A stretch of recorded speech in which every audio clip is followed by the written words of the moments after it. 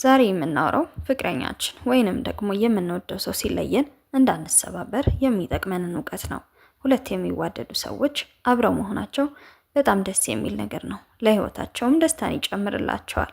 ነገር ግን የሚኖሩለት ወይንም ደግሞ ህይወታቸው ያ ሪሌሽንሽፕ ብቻ ነው ማለት አይደለም። ይህ ስለ ፍቅር ነው። ቻናላችንን ሰብስክራይብ አድርጋችሁ ስለምትከታተሉ እናመሰግናለን። ቪዲዮ እንደምትወዱ ስለማልጠራጠር ላይክ በማድረግ ጀምሩ። ወደ ቪዲዮ። አንደኛ፣ ሰዎች ሲለዩን የማንሰባበረው ለምን እንደምንኖር ከገባን ነው። ለምን እንደምንኖር ካልገባን ግን ከሰዎች ጋር ያለንን ጊዜ በጣም ኢንጆይ ስለምናደርገው እነሱ ሲለዩን ህይወት ያለ አይመስለንም፣ ትርጉም አልባ እንሆናለን።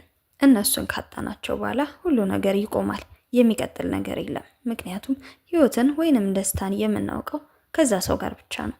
እኛ የተፈጠርነው የአምላካችንን ክብር ለማሳየት ነው። ችሎታውን፣ ኃያልነቱን፣ መልኩን ለማሳየት ነው። አፈጣጠራችንም እንደ መልኩ እንደሆነ መርሳት የለብንም።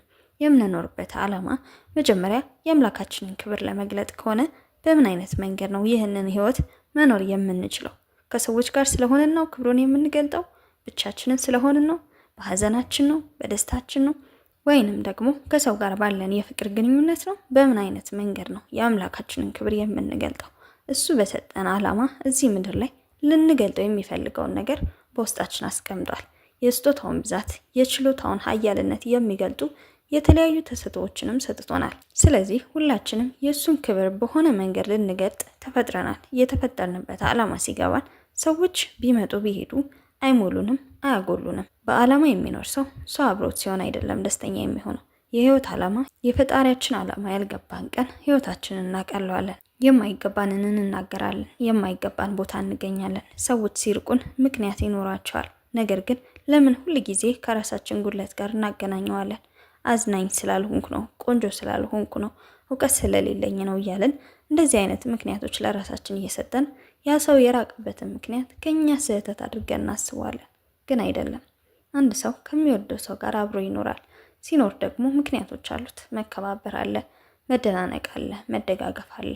ሲጀመር ያ ሰው የተፈጠረለትን ዓላማ የማናከብርለትና የማናግዘው ከሆነ ብዙ ነገር ያበላሻል እንጂ አያስተካክልም። ከኛ ጋር ያለው ሰው ለኛ ህይወት የሚጠቅም ቀና የሚያደርገን ለተፈጠርንበት ዓላማ የሚያበቃን የሚያግዘን ለሁለት ሆነን የአምላካችንን ክብር መግለጥ የምንችል ሰዎች መሆን አለብን።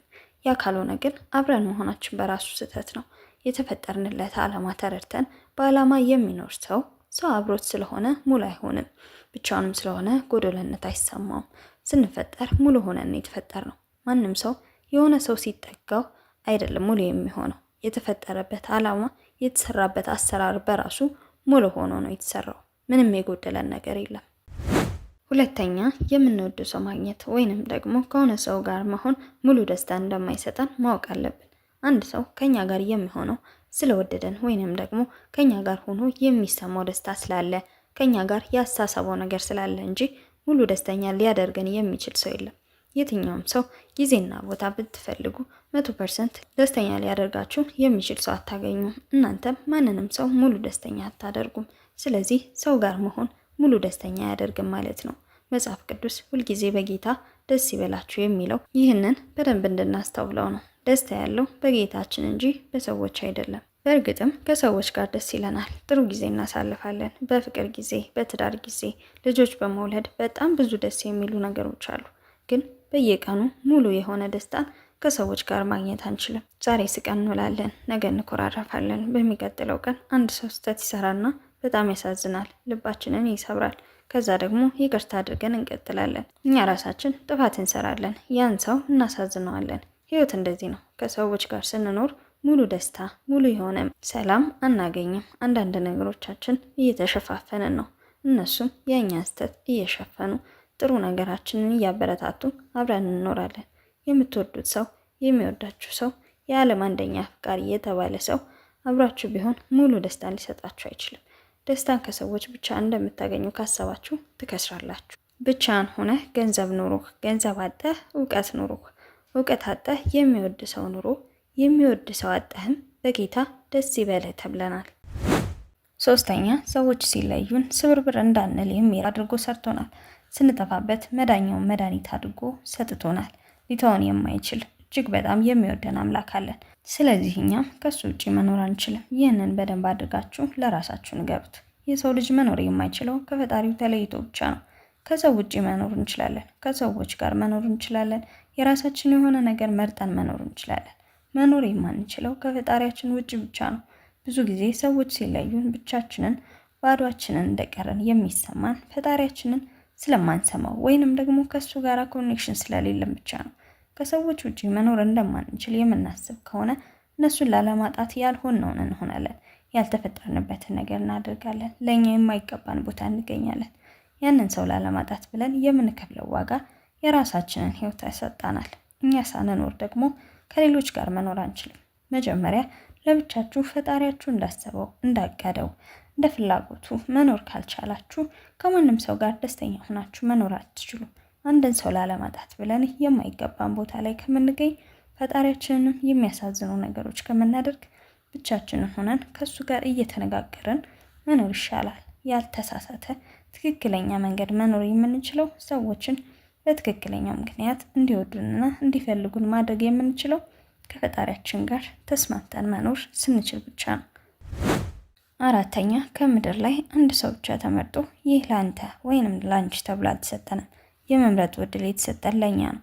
በደንብ ካስተዋላችሁት ብዙ ሰዎች ትክክል ያልሆነ ሪሌሽንሺፕ ውስጥ እየተናቁ ክብር ሳይሰማቸው ፍቅር ሳይሰጣቸው ህይወታቸው መስመሩን እየሳተ ደስተኛ ያልሆኑበትን ነገር እያደረጉ እንግዲህ የፈጣሪ ፈቃድ ነው ምን ማድረግ ይቻላል ይላሉ።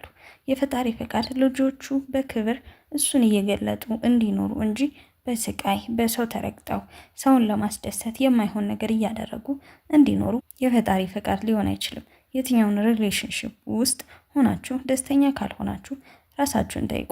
ይህ ህይወት እውነት የፈጣሪን ክብር ይገልጣል? እውነት ፈጣሪ ለኔ የፈቀደው ነው?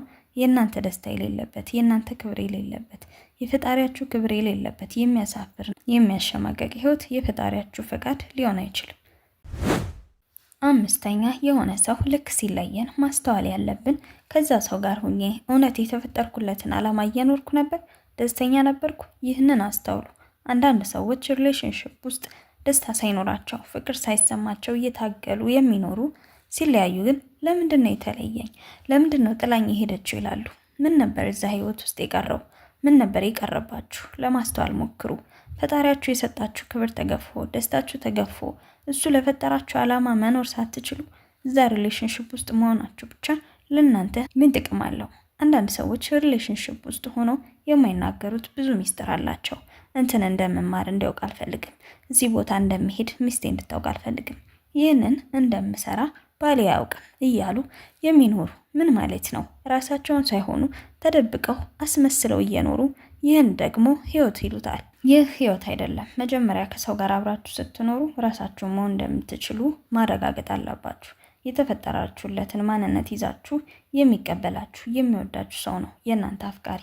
የምትደብቁት ነገር እያለ የምትዋሹት ነገር እያለ ሪሌሽንሺፕ ውስጥ ነኝ ማለት አትችሉም።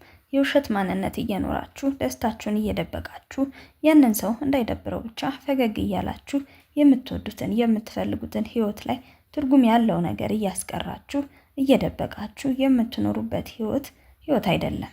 እንደዚህ አይነት ሪሌሽንሺፕ መጀመሪያ ራሳችሁን ከዚህ ማራቅ አለባችሁ። ደስተኛ ሳትሆኑ ጤነኛ ሳትሆኑ አላማችሁ ሳይሳካ የምትኖሩለትን ነገር ማሳካት አቅቷችሁ እየደበቃችሁ የምትኖሩበት ትዳር ትክክል አይደለም። ገና ሪሌሽንሺፕ ስትጀምሩ ከዚህ ሰው ጋር እውነት ራሴን እሆናለሁ፣ የማወራውን የምስቃውን እቀንሳለሁ፣ ማደርገውን ነገር ሁሉ ነግራታለሁ፣ ትቀበለኛለች፣ የምኖርለትን ማሳካት የምፈልገውን ነገር ይህ ሰውዬ ያምናል፣ ያግዘኛል። ይህ ሁሉ ካልተሟላ ይህ ሪሌሽንሺፕ እውነተኛ የህይወታችሁ ጉዞ አይደለም። አንድ ጣሪያ ስር አብሮ መኖር ትዳር አይደለም። አንድ አልጋ ላይ ተቃቅፎ መተኛትም ሪሌሽንሺፕ አይደለም።